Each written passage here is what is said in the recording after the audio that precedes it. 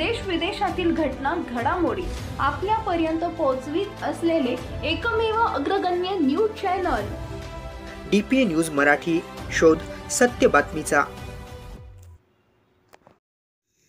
सातपूर येथील उद्योग भवन इमारतीतील अन्न व औषध प्रशासन कार्यालयात नुकताच फार्मसी दिन साजरा करण्यात आला.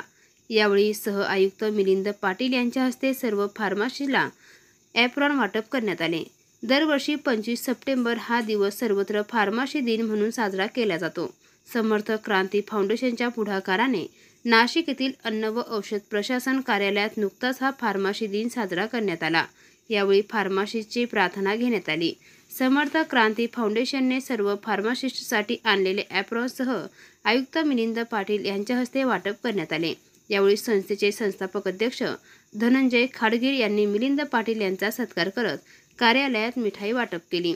या दरम्यान संस्थेचे संस्थापक अध्यक्ष धनंजय खाडगीर यांनी फार्मासिस्टची व्यथा मिलिंद पाटील यांच्याकडे मांडली. सध्याच्या काळामध्ये फार्मसीची जागा बोगस डॉक्टरांनी घेतली असल्याचे खाडगीर यांनी सांगितले.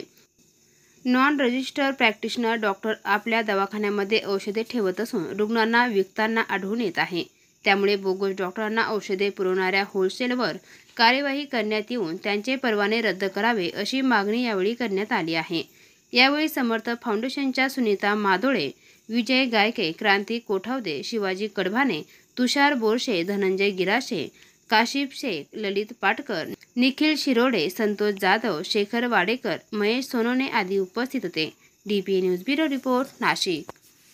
ताज्या घडामोडी व अपडेट जाणून घेण्यासाठी आताच DPA न्यूज चॅनलला सबस्क्राईब करा आणि बेल आयकॉन क्लिक करायला विसरू नका.